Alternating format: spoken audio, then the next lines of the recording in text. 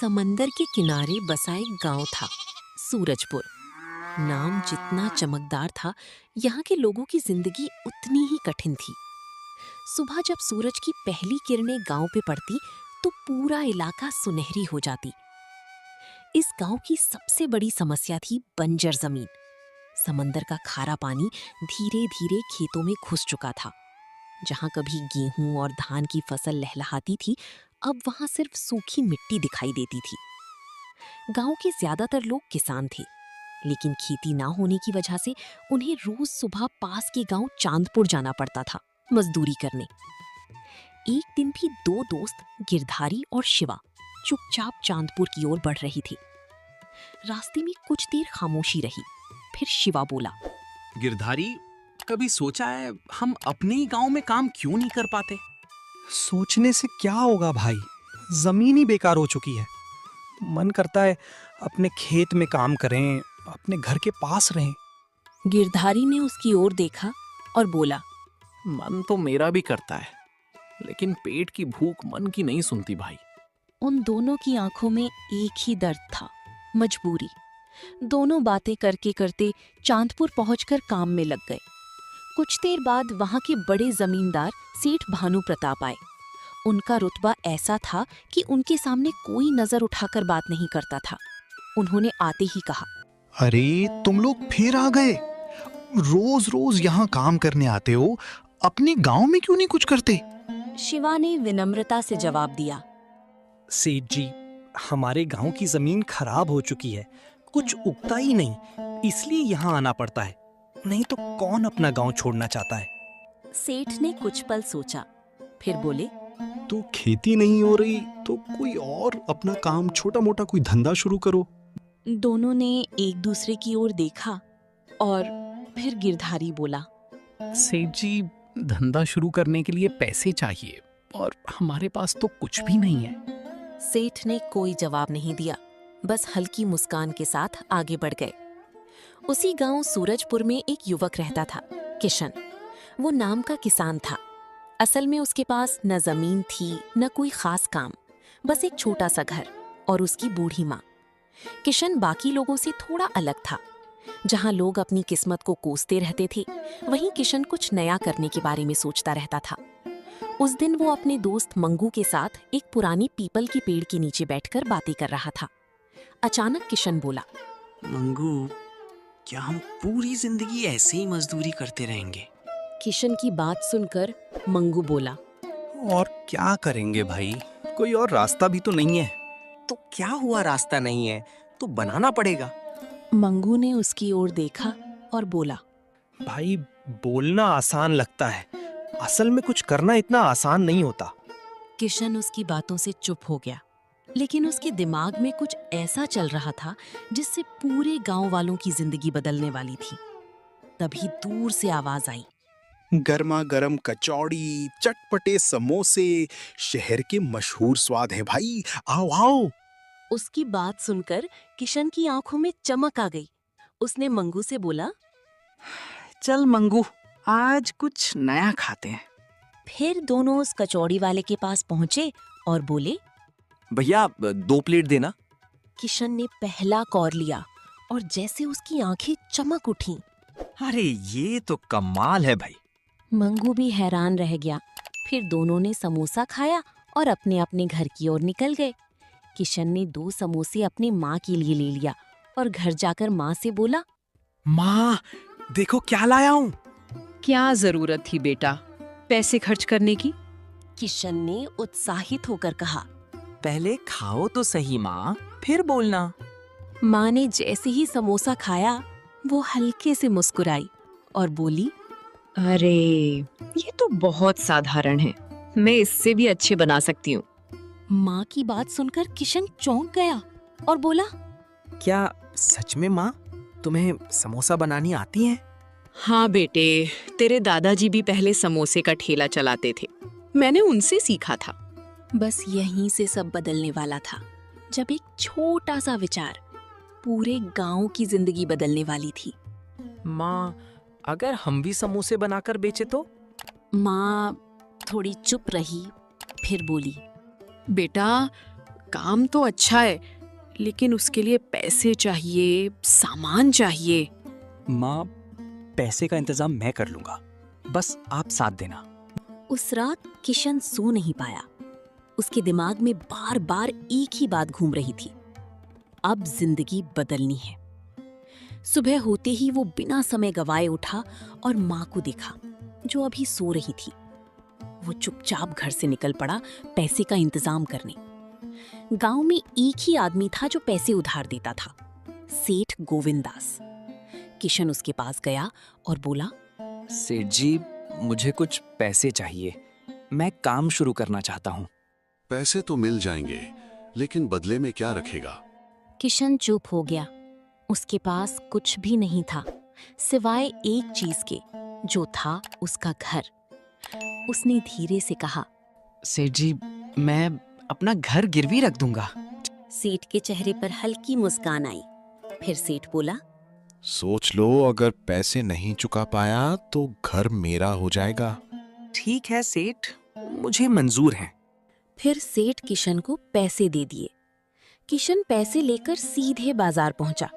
सबसे पहले उसने एक छोटा सा ठेला, कढ़ाई और बर्तन, आलू, मसाले, आटा और बाकी की सारी जरूरी सामान खरीदे और घर जाने लगा। लेकिन उसे नहीं पता था कि घर जाते उसे एक झटका लगने वाला है जो सब बदल देगा। किशन खुशी खुशी घर पहुंचा और बोला, माँ, देखो मैं क्या लाया हूँ। उसने जोर से आवाज लगाई, लेकिन अंदर से कोई जवाब नहीं आया। उसका दिल अचानक घबराने लगा। वो दौड़कर अंदर गया। माँ बिस्तर पर लेटी थी। माँ, तुम्हें क्या हुआ? माँ ने कमजोर आवाज में कहा, बेटा, सुबह से तबीयत ठीक नहीं लग रही। इतना सुनते ही किशन बिना समय गवाए डॉक्टर को बुलाने दौड़ा। कुछ देर बाद डॉक्टर आया। उसने जांच की और गंभीर आवाज में बोला, देखो, इनकी उम्र हो गई है, अब इन्हें आराम की जरूरत है। किसी भी तरह का मेहनत वाला काम नहीं करना चाहिए। इतना कहकर डॉक्टर चला गया। अब किशन के पैरों तले जमीन खिसक गई थी। जिस माँ के भरोसे उसने सपना देखा था, अब वही काम नहीं कर सकती थी। अब क्या करूं भगवान, घर गिरवी रख दिया, सामान खरीद लिया, लेकिन समोसे बनाएगा कौन? माँ ने उसकी ओर देखा और धीरे से बोली, बेटा, छोड़ दे ये सब, मैं अब तेरी मदद नहीं कर पाऊंगी। नहीं माँ, ऐसा मत बोलो, सब ठीक हो जाएगा। लेकिन अब किशन अंदर से वो टूट चुका था। किशन सीधे मंगू के पास गया और बोला, सब खत्म हो गया भाई। मंगू ने पूरी कहानी सुना, फिर कुछ देर सोचता रहा। फिर अचानक से बोला, एक तरीका है भाई, जिससे तू समोसे खाकर आया था, उससे सीख ले। किशन थोड़ा हिचकिचाया, फिर बोला, लेकिन भाई, क्या वो हमें सिखाएगा? कोशिश करने में क्या जाता है भाई, चल अभी चलते हैं उसके पास। फिर दोनों उस समोसा वाले के पास पहुंचे। किशन ने विनम्रता से कहा, भैया, क्या आप हमें समोसे बनाना सिखा सकते हैं? वो आदमी किशन की बात सुनकर अकड़ कर बोला, तुम्हें सिखा दूं ताकि तुम मेरा ही धंधा छीन लो? जाओ जाओ यहाँ से। उसकी बात सुनकर किशन निराश हो गया। उसकी आखिरी उम्मीद भी खत्म हो चुकी थी। वापस जाते समय किशन के कदम भारी थे। उसके दिमाग में सिर्फ एक ही बात घूम रही थी, अब क्या होगा? घर गिरवी, माँ बीमार। वो धीरे धीरे चल रहा था, जैसे अब कोई उम्मीद नहीं बची। चलते चलते वो थक कर एक पुरानी नीम के पेड़ के नीचे बैठ गया और सेठ से लिए हुए पैसे और माँ की बीमारी के बारे में सोचने लगा। उसी वक्त एक बुजुर्ग औरत धीरे धीरे उसके पास आई और उसके पास बैठ गई और बोली, बेटा, क्या हुआ? बहुत उदास लग रहे हो। और तुमने खाया या नहीं? किशन ने धीमी आवाज से कहा, नहीं अम्मा, आज मेरी माँ की तबीयत खराब थी ना, इसलिए। उसकी बात सुनकर अम्मा मुस्कुराई और बोली, कोई बात नहीं बेटा, मैंने आज गरीबों के समोसे बनाए हैं, आ तू भी खा ले। अम्मा ने अपनी पोटली खोली और समोसे निकाली। किशन हैरान होकर बोला, गरीबों के समोसे? ये कैसे होते हैं अम्मा? बेटा, पहले खा, फिर समझाती हूँ। दोनों ने मिलकर समोसे निकाले और खाने लगे। जैसे ही किशन ने पहला कौर लिया, उसकी आंखें चमक उठीं। अरे अम्मा, ये तो कमाल के बने हैं। बाहर से इतने करारे और अंदर का मसाला। वाह, इतना स्वादिष्ट समोसा तो मैंने कभी नहीं खाया। बेटा, ये मेरी पुरानी रेसिपी है। इसमें आलू, थोड़े से मसाले और खास तरीका इस्तेमाल करती हूँ, इसलिए इसका नाम रख दिया गरीबों के समोसे। लेकिन अम्मा, शहर में तो समोसे 20-30 रुपए के मिलते हैं। आप ये कितने में बना सकती हैं? सिर्फ 5 रुपए में बेटा। असली बात कीमत नहीं, बनाने का तरीका है। किशन उत्सुक होकर बोला, कैसा तरीका अम्मा? घर के साधारण मसाले, उबले आलू, थोड़ा सा धनिया, हरी मिर्च और सबसे जरूरी आटे को सही तरह गूंथना और समोसे को धीमी आंच पर तलना। बस फिर देखो जादू। अम्मा की बात सुनकर किशन ने तुरंत कहा, अम्मा, क्या आप मुझे ये समोसे बनाना सिखा सकती हैं? क्यों नहीं बेटा, चल मेरे घर, सब सिखा दूंगी। फिर दोनों अम्मा के घर पहुंचे। अम्मा ने किशन को बारीकी से सिखाना शुरू किया।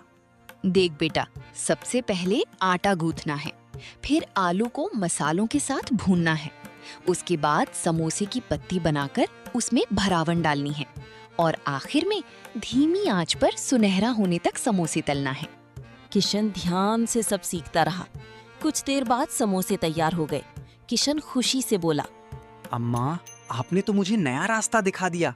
किशन ने कुछ समोसे पैक किए और घर की ओर भागा। घर पहुंचते ही उसने आवाज लगाई, माँ, देखो, तुम्हारे लिए गरम गरम समोसे लाया हूँ। अरे बेटा, ये समोसे कहाँ से लाए हो? माँ, पहले तुम खाओ, फिर सारी बात बताता हूँ। किशन ने माँ को समोसे दे दिए। माँ ने जैसे ही पहला निवाला खाई, उनके चेहरे पर एक अलग की चमक आ गई। अरे वाह बेटा, ये तो बहुत ही स्वादिष्ट है। कहाँ से लाया बेटे ये समोसे? तो यह कहीं मिलती ही नहीं है। फिर किशन ने माँ को सारी बात बताई। अम्मा से मिलने से लेकर समोसे बनाने तक सारी बात बताया। माँ, अब मैं समोसे बना पाऊंगा। अब आपको टेंशन लेने की जरूरत नहीं है। किशन की बात सुनकर अम्मा की आंखें नम हो गईं। जीते रहो मेरे बच्चे। अगली सुबह किशन जल्दी से जागकर सारा काम पूरा किया। जल्दी जल्दी उसने अम्मा के बताए हुए तरीके से समोसे बनाए और सारा सामान ठेले पर रखी और माँ से आशीर्वाद लिए। फिर गांव के चौक की ओर निकल गया। फिर चौक पर ठेला लगाकर किशन जोर जोर से आवाज लगाने लगा, आओ भाई आओ, गर्मा गर्म समोसे खाओ। किशन की बात सुनकर गांव वाले किशन के ठेले पे आए और बोले, अरे किशन भाई, तुम तो खेती करते थे ना, ये समोसा कब से बेचने लगी? बस भाई, आज से ही शुरू किया हूँ। भाई, तुम्हारे समोसे से तो बहुत अच्छी खुशबू आ रही है। लाओ भाई, एक प्लेट खिलाओ। किशन ने उसे समोसा दिया और फिर जैसे ही उसने पहला निवाला खाया, उसकी आंखें चमक उठीं। अरे वाह भाई, ये तो कमाल की बनाई है। ऐसा स्वाद तो मैंने अपने जीवन में कभी नहीं चखा था। फिर क्या था, देखते ही देखते किशन के सारे समोसे बिक गए। शाम को किशन खुशी खुशी अपने घर चला जाता है। घर जाते ही अपने माँ को बोलता है, देखो माँ, मैंने बोला था ना, सब ठीक हो जाएगा। आज मेरे बनाए हुए सारे समोसे बिक गए। किशन की बात सुनकर माँ भी भावुक हो गई। फिर अगले दिन किशन ने अपना ठेला लगाया और देखते ही देखते कुछ ही दिनों में किशन ने सेठ के सारे पैसे लौटा दिए और अपने घर को वापस कर लिया। किशन को देखकर और भी गांव वाले अपना अपना ठेला लगाने लगे।